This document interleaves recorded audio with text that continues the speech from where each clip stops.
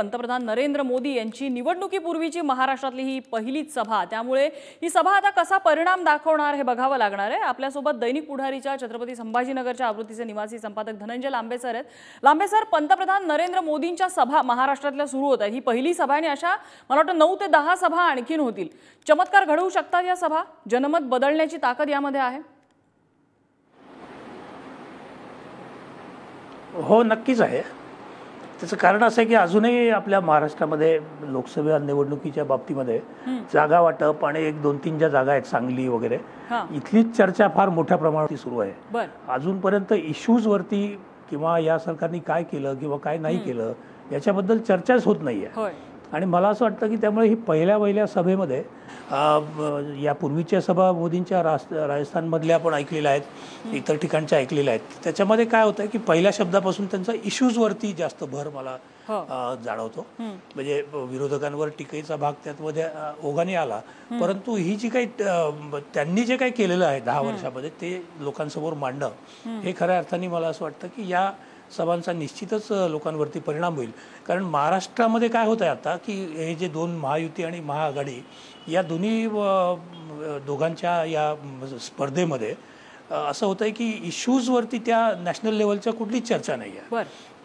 की 370वा कलम असेल, राम मंदिराचा मुद्दा असेल किंवा इतर जे काही राष्ट्रीय पातळीवरती महत्त्वाचे निर्णय घेतले गेले, फक्त मग की जनरलाइज थोडंसं विरोधकांकडून ते झालेलं आहे की महागाई, तर महागाई हा आपल्या स्वातंत्र्यापासून प्रत्येक निवडणुकीमध्ये चालत आलेला मुद्दा आहे। परंतु असं नेमकं काय नाही, म्हणजे एक हे आहे त्याच्यामधला सूर विरोधकांचा की या काही या शासकीय संस्था होत्या त्यांचं सगळं यांनी स्वतःच्या पक्षासाठी सरकारसाठी विरोधकांच्या विरोधात वापर करून घेतला, अशा पद्धतीच्या टीका टिप्पणी आपण खूप अगदी क्षीण आवाजात ऐकतो आहोत। म्हणजे महाराष्ट्रामध्ये अजून तरी तो तेवढा वेग या प्रचारामध्ये आलेला दिसत नाहीये।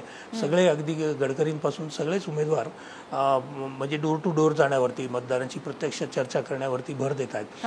परंतु ही मला असं वाटतं की हा पहिला असा इव्हेंट आहे की ज्याच्यामध्ये एक व्यापक पद्धतीने सगळ्या गोष्टींवर प्रकाश पाडला जाईल आणि पुढे काय करणार आहेत याच्यावर सुद्धा मला असं वाटतं की या सभेमधून प्रकाश टाकला जाईल। म्हणजे आपण प्रत्येक वेळेला जी वातावरण निर्मिती होतो त्यावरनं आपण काही टर्मिनॉलॉजीज आपण तयार करत असतो, पत्रकार सुद्धा आपण। मला वाटतं आठवतंय 2014 मध्ये एक मोदींचं मॉडेल त्यांनी गुजरात मॉडेल जे केलेलं होतं त्याची जाहिरात करण्यात आली। त्यानंतर 2019 मध्ये पंतप्रधान मोदींची लाट आणि त्या लाटेमध्ये असे बरेच जण निवडून आलेले होते ज्यांची कदाचित निवडून याची शक्यता पण नव्हती। यावेळच्या वातावरणाचं वर्णन कसं करता येईल? ती लाट, तो करिश्मा अजून आहे? यावेळेस थोडंसं वेगळं यावेळेसची परिस्थिती थोडीशी वेगळी आहे। यावेळेस असं आहे की 10 वर्ष म्हटल्यानंतर थोडासा अँटी इन्कम्बन्सीचा पण परिणाम कुठल्याही सत्तेवरती तो होत असतो आणि एकूणच म्हणजे महागाईचं प्रमाण आणि ती नियंत्रणात आणण्यासाठी म्हणून जी काही पावलं उचलली जायला हवी आहेत ती अजूनही सर्वसामान्यांच्या मते ती उचलली गेलेली नाही आहेत आणि त्यामुळे महागाई ही सुसाट आहे। आणि इतकी महागाई प्रचंड असताना GST सारखेचे कर आहेत की ज्याची आपल्याला दर 3 महिन्यांनी आढावा घेतला जातो आणि कुठल्या क्षेत्रामध्ये GST वाढवायची, कुठे कमी करायची हे ठरवलं जातं। तर त्या प्रोसेसमध्ये सुद्धा असं होत नाहीये की जीवनावश्यक आणि अत्यावश्यक अशा ज्या वस्तू आहेत त्यांची महागाई काही कमी करण्यासाठी म्हणून कधी GST कमी केला गेला आहे किंवा असं काही होताना दिसत नाही। अगदी पुस्तकांवर GST सुद्धा आपण बघतो की 18% वगैरे ती लावली गेलेली आहे। म्हणजे ही जी काही परत रिव्ह्यू ज्याला घ्यायला पाहिजे असतो तो एकतर दिसत नाही याच्यामध्ये। आणि दुसरी गोष्ट अशी आहे की हे जे काही विविध पक्षांमधून ही सगळी मंडळी भाजपमध्ये सहभागी झाली, सामील झाली, निवडणुकीच्या तोंडावरती इन्कमिंग झालेलं आहे आणि मग काही त्याच लोकांना काही तिकीटं दिली गेलेली आहेत आणि हे सगळं म्हणजे संभ्रमित करून टाकणार आहे मतदारांना की विचार कुठला आहे याच्या मागे।